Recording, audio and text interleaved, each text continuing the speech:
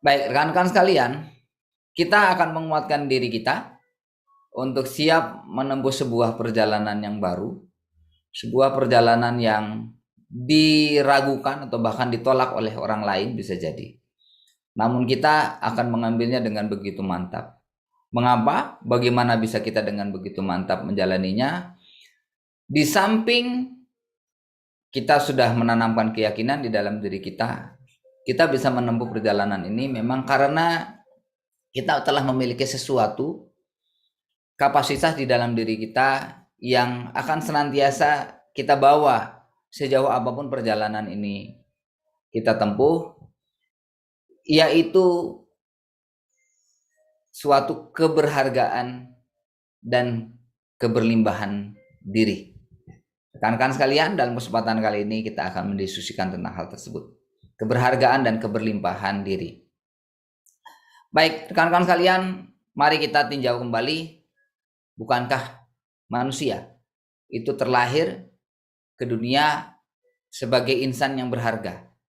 Dia diciptakan oleh Tuhan yang Maha Kuasa, diciptakan dalam sebaik-baik bentuk, terlepas seperti apapun bentuk wajahnya, seperti apapun bentuk fisiknya, seperti apapun keadaan hidupnya. Tuhan sudah menyampaikan bahwa itulah sebaik-baik bentuk bagi diri kita. Kita diciptakan berharga. Kita diciptakan memiliki kualitas. Kita diciptakan memiliki keunikan. Dan masih banyak lagi hal-hal lain yang jika kita sadari ada nyata pada diri kita, itu akan membantu kita merasakan dan meyakini bahwa ya, diri saya berharga. Dan oleh karena itu, rekan-rekan sekalian, kita tidak membutuhkan syarat-syarat tambahan untuk senantiasa hidup berharga di dalam hidup ini. Kita tidak mensyaratkan kepada diri kita harus memiliki jabatan yang tinggi dulu baru kita merasa berharga di hadapan orang lain. Kita harus memiliki kekayaan yang berlimpah untuk merasa berharga di mata orang lain. Termasuk kita tidak begitu mudah terpengaruh ketika ada orang yang memang tidak menghargai kita. Ketika Anda tidak dihargai oleh orang lain, Anda tetap merasakan bahwa sikap orang tersebut sama sekali tidak mengurangi keberhargaan diri saya. Bagaimana kita bisa membangun keberhargaan diri tersebut yang kokoh sehingga ketika hidup ini naik dan turun, ketika hidup ini sedang landai, sedang menanjak atau jalanan menurun, apakah jalanannya halus atau berbatu-batu, tidak jadi soal. Kita senantiasa meyakini diri saya ini, hidup saya ini berharga. Kemiskinan tidak merusak atau menghilangkan harga diri saya. Kekayaan bukanlah pelampung, bukanlah perahu di mana saya berada dan dia yang menjaga harga diri saya, bukan. Baik, jadi rekan-rekan, yang pertama adalah tentang keberhargaan diri. Berikutnya yang kedua adalah tentang keberlimpahan diri kita. Bagaimana kita bisa merasakan bahwa Tuhan telah memberi banyak kepada diri kita. Dan jika kita mau membuka mata, membuka telinga, membuka pikiran, membuka hati, menyadari semuanya, melihat semuanya, kita akan tahu, kita akan sadar Tuhan sudah memberi banyak. Kita memiliki keberlimpahan hidup. Seperti apapun keadaan kita hari ini, seberapa banyak uang yang ada pada tangan Anda, itu tidak mengurangi rasa keberlimpahan diri kita. Katakanlah jika kita hari ini sama sekali tidak memegang uang, kita tidak tahu besok makan apa, tapi kita tetap merasakan betul bahwa hari ini ketika Allah memberi hidup kepada saya, di dalam hidup ini ada banyak hal yang membuat saya merasakan betul bahwa hidup ini berlimpah. Dan keberlimpahan ini tentu saja harus dilatih.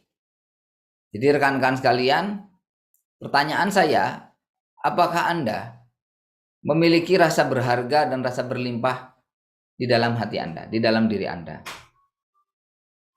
Apakah justru Anda merasa tepat di bagian itulah Anda merasa goyah, dan tepat di bagian itulah Anda menjadi ragu? Bagaimana hidup saya jika saya mengambil pilihan resign?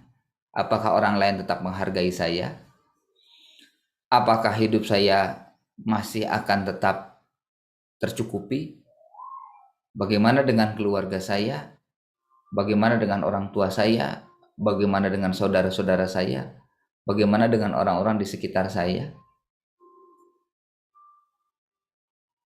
Rasa keberhargaan diri, rasa keberlimpahan diri ini adalah suatu kemampuan hidup. Di sana ada mindset, di sana ada skill, di sana ada sebuah sikap yang terbentuk pada diri kita karena memang dilatih. Oleh karena itu, rekan-rekan sekalian, saat ini mari kita sama-sama meninjau kualitas keberhargaan diri dan keberlimpahan yang ada pada diri kita. Dalam sebuah buku yang sudah cukup lama, cukup terkenal di tahun 90-an akhir, yaitu buku Seven Habits dari Stephen Covey. Di sana Stephen Covey membahas tentang abundance mentality, mentalitas berkelimpahan. Bagaimana seseorang menyadari bahwa di dalam hidup ini ya hidupnya sudah berlimpah anugerah, dan itu membuat dia bersikap tenang di dalam hidup. Lebih dari itu, orang yang mentalitasnya berkelimpahan itu merasa tenang untuk juga berbagi, merasa lapang untuk berkorban, bisa mengizinkan orang lain untuk mendapatkan manfaat dari dia, ada waktu dan ruang di pikirannya untuk memikirkan hidup orang lain lagi, karena dia memiliki mentalitas berkelimpahan. Nah, rasa berkelimpahan ini adalah hasil latihan. Begitu juga dengan keberhargaan diri, sesuatu yang bahkan lebih mendasar lagi, ini adalah hasil latihan. Barangkali sebagian rekan-rekan terbiasa mengenal atau sudah pernah mendengar istilah self-worth, rasa keberhargaan diri. Ya, saya memahami bahwa bisa jadi Anda merasa, ya pengalaman hidup saya tidak membantu banyak, Kang, dalam hal self-worth ini.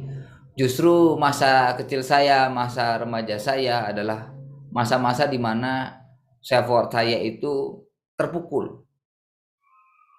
Rekan-rekan sekalian, sekali lagi seperti yang tadi saya sampaikan, saya ingin mengajak Anda untuk yuk kita lihat ke depan. Justru bisa jadi kita perlu mengambil pilihan berani untuk resign, justru agar kita bisa fokus membangun self-worth tadi. Ini adalah modal dasar yang akan kita bawa kemanapun di dalam perjalanan hidup kita. Kita perlu berlatih menjadi manusia yang sadar bahwa dirinya berharga, sehingga di dalam mengambil langkah-langkah kehidupan, pilihan-pilihan kehidupan, pilihan-pilihan yang kita ambil adalah pilihan-pilihan yang benar. Misalnya dalam bentuk mengambil hanya yang baik, karena kita tahu bahwa diri kita ini hanya layak diberi hal yang baik. Kalau kita tidak mau diberi oleh orang lain sesuatu hal yang buruk, bagaimana kita memberi kepada diri kita sendiri juga adalah hal yang buruk. Mengambil pilihan-pilihan yang buruk, mengambil langkah-langkah yang buruk, itu kan memberi kepada diri sendiri. Karena kita tahu diri kita berharga, kita hanya memilih yang baik buat diri kita. Itu sebagai contoh. Begitu. Nah, rekan-rekan sekalian, keberhargaan diri ini bisa dilatih, bisa dikembangkan. Nanti kita akan sama-sama berdiskusi juga di dalam kelompok. Kami akan coba bantu juga dengan semacam lembar kerja untuk Anda isi dengan hal-hal yang bisa membantu Anda membangun keberhargaan diri. Setelah itu tentang keberlimpahan diri. Sudah seberapa banyak Anda mendapatkan anugerah di dalam hidup ini dari Tuhan? Apa hal-hal yang paling Anda syukuri dari masa kecil Anda misalnya? Apa hal-hal yang paling Anda syukuri dari hidup Anda hari ini? Apa yang Anda syukuri ketika Anda terlahir sebagai seorang anak laki-laki atau anak perempuan? Kita bisa menemukan ada anugerah dari Tuhan dalam hidup kita di setiap hal. Itu yang harus bisa kita sadari dan harus sering-sering kita gali, karena Tuhan tidak pernah berhenti memberi anugerah kepada setiap makhluknya. Baik, rekan-rekan sekalian, manusia yang keberhargaan dirinya sudah kokoh, keberlimpahan dirinya itu sudah betul-betul kokoh, kemanapun hidup ini berjalan, naikkah, turunkah, sedang sukses, sedang kesulitan, yang ada dalam pikirannya adalah bagaimana saya menjalani dan menghadapi itu semua. Dia tidak dicekam oleh rasa takut, dia tidak dicekam oleh rasa rendah diri, dan dalam kondisi merasa berharga dan berlimpah, menjadi sangat mudah untuk senantiasa kembali kepada Tuhan, senantiasa merasakan rasa syukur yang kuat, karena setiap saat bisa merasakan betul bahwa Tuhan senantiasa memberi. Dengan perasaan bersyukur itulah naik turunnya kehidupan dihadapi dengan mudah. Orang yang berlimpah bahkan jika perlu siap hidup miskin dan tetap terhormat. Dalam keadaan miskin tetap terhormat karena dia selalu tahu bahwa saya adalah pribadi yang terhormat. Saya menghormati diri saya dan saya mengajarkan kepada orang lain di sekitar saya bagaimana cara yang benar untuk menghormati saya.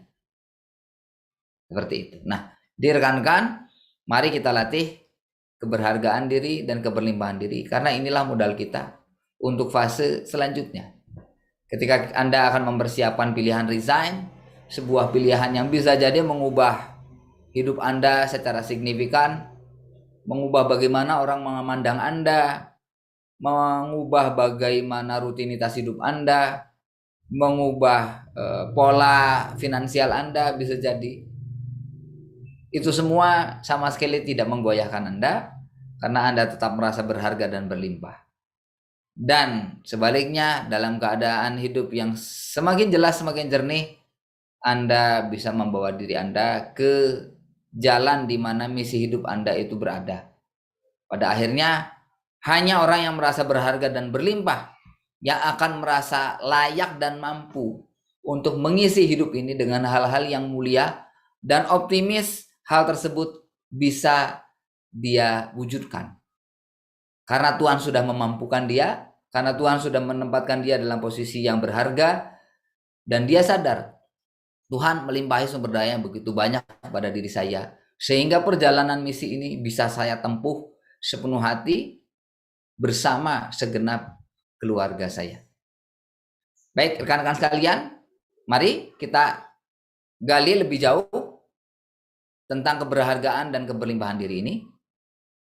Anda bisa diskusi dengan rekan-rekan di dalam kelompok. Nanti kami akan memberikan worksheet untuk membantu Anda juga menginventarisasi apa-apa yang ada dalam hidup Anda, dan ini membantu Anda merasa berharga dan berlimpah.